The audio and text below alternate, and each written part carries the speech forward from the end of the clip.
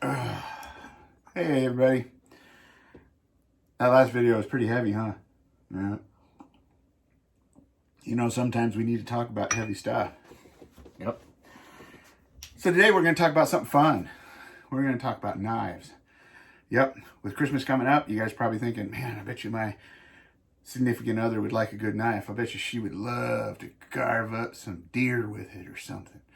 Yep. Or he would like to, have at it on his pumpkin for pumpkin carving. I don't know where that came from, but anyway, today we'll go over some knives and some knife selections, a little bit about knives, help you maybe figure out what you want to get. So where do we start out? Well, let's start out with, let's start out with some of your more common folding knives. Most guys like to have a knife in their pocket. There are all kinds of knives you can get. I have a selection here of different kinds of knives. These would be your folders. Some things to think about in your folders is there are different styles of knife. Let's just start with, let's start with this one. Okay, so that would be a folder that's meant for culinary use. You can get folding knives like this. There are different kinds of locks. You got one that has a lock in here, little blade tang type thing. You have ones that have buttons that lock them. You have ones that have little liner locks back here. But that one would be for, chopping up your food. This is something that's good to have maybe in your mess kit. If you're going just for a weekend where you're going to be cooking and drinking some wine, having some fun, things like this. You can get, culinary use knives. I think they're kind of handy, to be honest with you. This one is a Magnum, and you're going to find that a lot of these, their blades and so forth, might be made in China, things like that. That's hard to avoid, but most of them are assembled here in the USA. So, this would be an example of a folding, chopping style, kitchen style knife. I like it. I use it in the kitchen. So then we have utility style knives, okay, and your folding style knife. You can have your for your preparedness kit, if you want this in your EDC. Now this one has what they call a little flip type, where you can, like that, and it's basically just this one has one of them fancy locks where you got to push that and push this. You take a little lever here and you pull it back, and then you push the little metal bar in there over, and it flips out. But this is made by I don't know how they say it, but it's CRKT.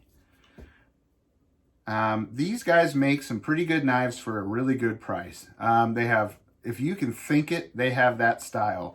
This one, of course, has a glass breaker on the back. This is meant for something like you'd keep in your glove box, in your bug out bag. Really good for your glove box. Any kind of escape and evade bag. If you have a big first aid kit, this is a great one. It's a flip deploy. Oop, I didn't do that very smooth, did I? Flip deploy. As you can see now, when it's in its folded state, you can see right here that it has a seatbelt cutter. That's handy. That's why I say in your glove box is a good one for this. It has a Tano style blade. You guys can make fun of me on how I say that. Just put that in the description or in the comments. You can see it has a section of serrations as well as a section of flat and these tips. The thing about a Tano tip, its original design, was it was able, meant for puncturing like this and still be able to hold an edge and a tip, have some rigidity. So it's a piercing style weapon, or I should say knife. The serrations are great for cutting rope. That's usually, I try to get knives when I get them to have serrations as well as smooth, so that way I can do my cutting and making things like Paiute deadfall traps and things like that with your sticks, setting up your snares. But the serration part is great for cutting rope in a hurry, especially if you really need to cut it now, kind of thing. So it's real safe, and it's putting it back. It has a double lock on it. You have to pull this lever and push this little bar and then it closes. Has a clip for putting into your pocket if you want to do that. So that would be more of a emergency style, utility style knife. I like my work knives. I have knives that I carry in my pocket for work. This was one of them. This is a great company, Kershaw. Kershaw, I believe, is in Oregon still, as well as Gerber is as well.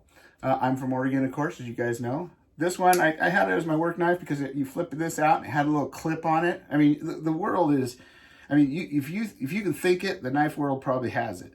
It also has a thing that flips out of the back there, has a little seatbelt cutter, has a little flat nose screwdriver piece there, has a little wrench thing there, and it has a bottle opener. Now, bottle openers are a must. It's kind of like the cup holders of knives. If you don't have a bottle opener on a knife, well, you might want to rethink that knife. Just kidding. There are certain ones you won't. But that being said, bottle openers are really handy. So it also has, you can see this little knurled area right there on the edge. You might be able to see that. That's kind of a pressure point thing. So you can put some pressure on somebody if you want to get them to, you know, kind of follow you away from a situation. But that's a handy knife. I used this one while I was working for a bit. I still do. It has a little glass breaker on the end. So again, this would be a good one for in your glove box. Has a clip so you can put it in your pocket. And it's also a flip knife. So it has that little flipper thing right there.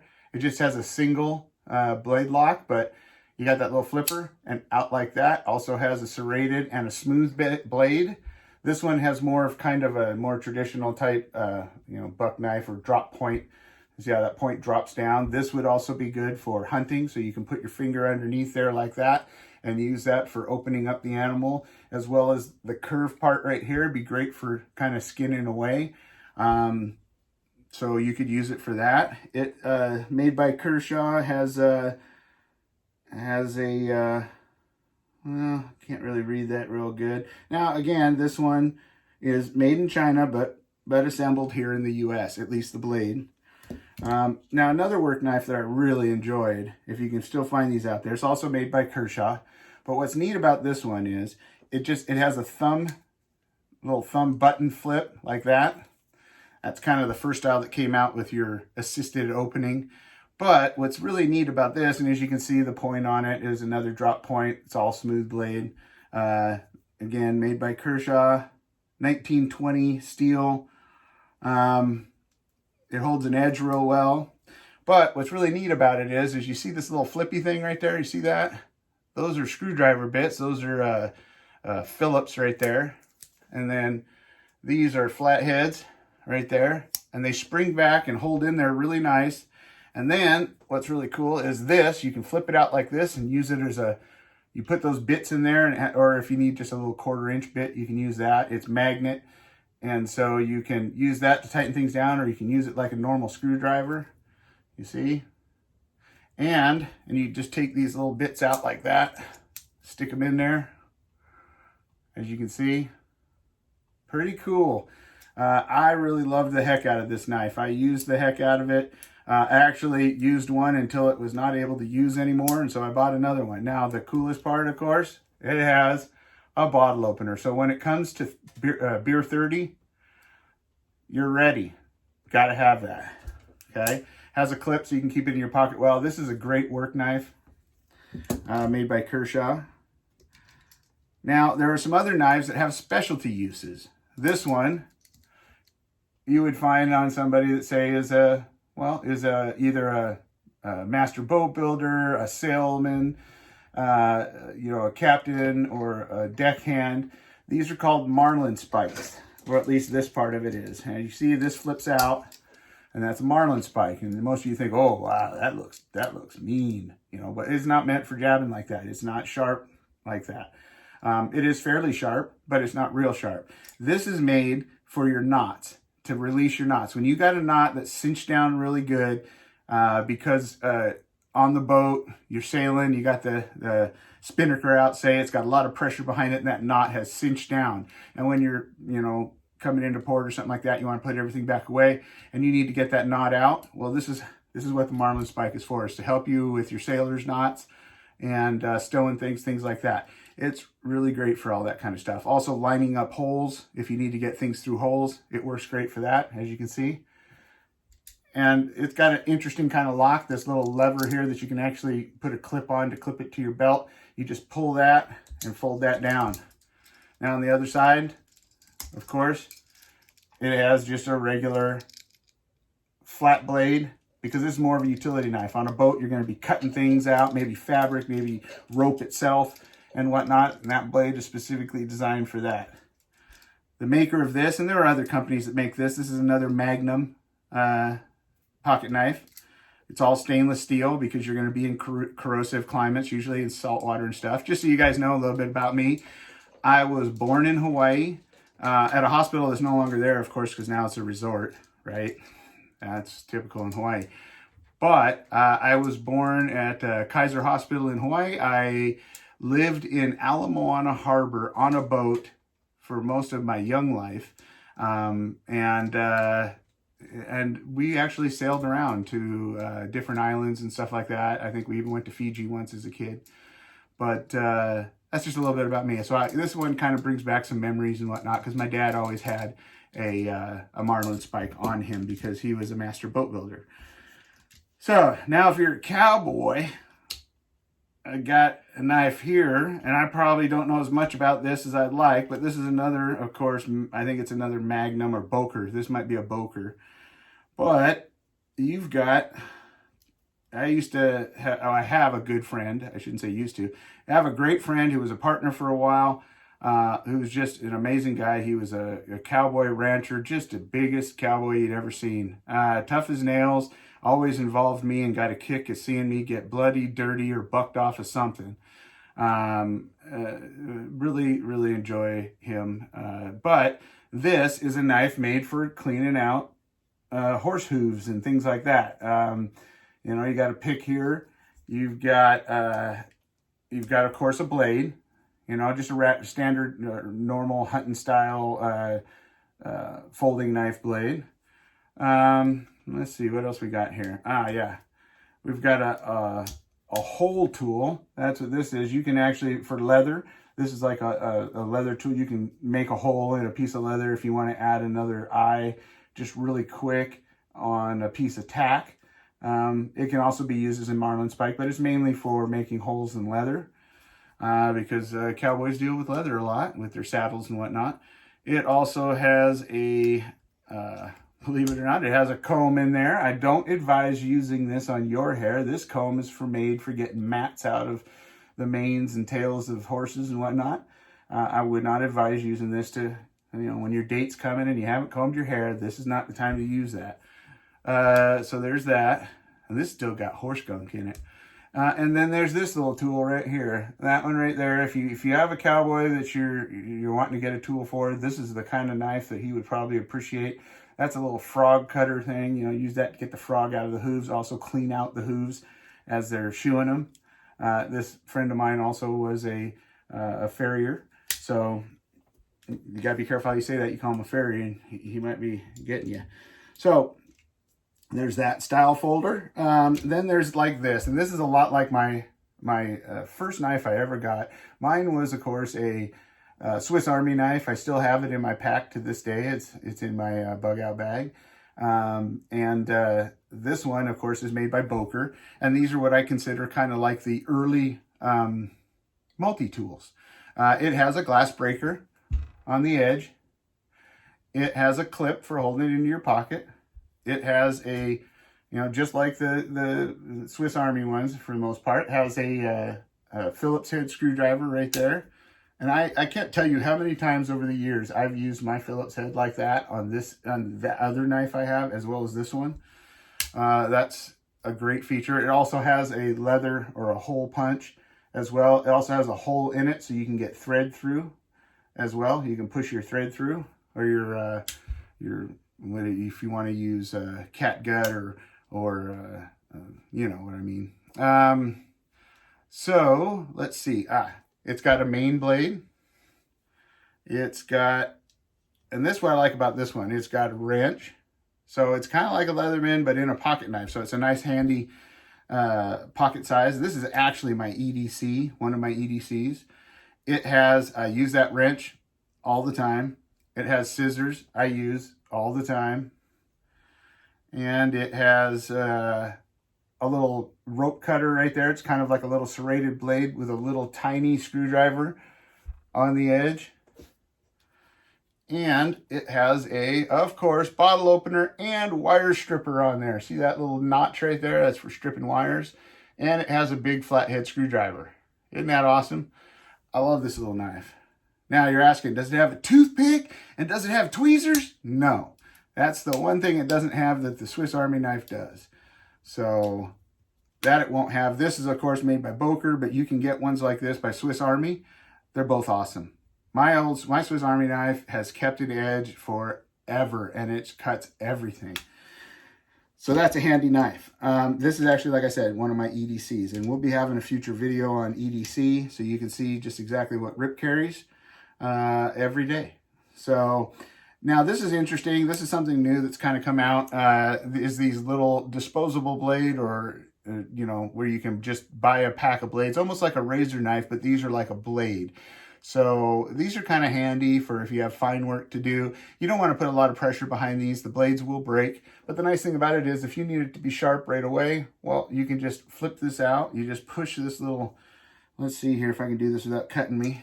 Yeah, you just push this little button right here and you slide that out and off comes the blade, as you can see. And then you just get your new blade and slide it right in there and lock it in, and away you go. Now, the nice thing about this one is, see if I can put it away without cutting me, has a little lock right there in the back. I know you guys are familiar with that. Has a clip for putting it in your pocket. Has nice grippiness to it. It's lightweight. It is well built, and it's small. So that's a nice feature for knives. Let's see here. Now we have some sentimental knives that are in the folding category. Some of these will fit into the collector's knife. If you have a guy who's a collector, or a gal that's a collector, of knives and stuff like that. Sometimes you can find these things in pawn shops, and if you know what you're looking for, you can find them online, of course, to order. But like this one here, as you can see, this says 1776 on it, USA. Let's see if I can get the shine off of it. There you go. I'll do it this way. Yep. And then on this side, it has an eagle. And this is all made out of silver, at least the scales or the plates on it that make up the handle. And this has it's not double-edged, but it's slided on here for pushing through things. It also has a single edge blade on there that's very sharp. This is made by, it's Germany stainless steel, and it's made by A.B. Russell. And you'll see a stamp. You won't be able to see it, but there's a stamp on there saying it's 92.5 silver. Those scales are. As well as that, I think it just has a single blade. That's it. It's just real simple pocket knife. This one kind of has some special meanings for it, as you know, it was a family member's. And it shows, you know, the pride of being American. This one here is kind of just a neat little knife. That's like the little tiny shaving style blade. It's got like a straight edge style blade. It's Damascus steel. It's just a little folder. You can find these a lot in pawn shops and stuff. They're actually somewhat collectible. They're very well made. This one's a Parker, USA. So a lot of these older knives too are made in the USA, actually. So that's our folding knives in your standard styles. This one, I guess you could use it for shaving is what it would be if you had to. Now, let's talk about, well, and we'll go over this. This was my first, you know, EDC style, everyday carry pocket knife. This is a Spyderco, of course, police model. As you can see, it's all serrated. That's the only thing I would have done different if I had to do it again. Is I would have had it part serrated and part straight edge. So, but this knife has cut a lot of rope. That's what I have this knife for. If I know I'm going to be doing a lot of rope work, I will use this knife. And as you guys know, Spyderco makes a nice product. A lot of their blades and stuff are made out of Japan. It uses, what is that? AUS 6 stainless. And it has a liner lock on the back there. And away it goes. So that was my first EDC knife. I still use it occasionally to this day. You know, EDC is something you change up too. You can change it up between the seasons. You can change it up between what you're doing that day. It's actually something that's kind of fun to do that with. So I'm a firm believer in the right tool for the job. So let's talk about something a little bit older, different types of knives. One, there are bayonets. This would be a bayonet for a, this is for a CZ58. It's kind of like halfway between an AK and it's kind of a combination of an AK and an SKS. It looks a lot like an AK. Most people mistake it for that. Really great gun if you have a chance to look that up. CZ58. I think you'll really enjoy it. If you can find one, get it. But you can see it has the Bakelite handle, has the blade. It's meant to go on a bayonet lug on that pistol, or on that rifle, excuse me. And it has a leather frog and sheath. So there are bayonet styles. There's another style of bayonet. This one is for a Carcano Italian rifle. Same sort of rifle that was used on Kennedy, so they say. This one happens to be, it's also a bayonet. You can see where it has a barrel band, has a bayonet lug. This one though also folds out of the way like that. That's what makes this one unique. They had foldable ones and then they had non-folders. Bayonets are fun to collect if you learn about them. Be careful, there's a lot of knockoffs and copies. They're usually not sharp. If you're collecting it for that purpose, you want to not sharpen it. Those little CZ ones, there are some I have that aren't sharpened and some I do sharpen because they actually have good steel, they hold a good edge, and they're mass produced. They were $15 or less. So anyway, those are bayonets. Usually bayonets are fixed blade knives. A lot of times they do have a full tang, or at least to the lug point. So that's that.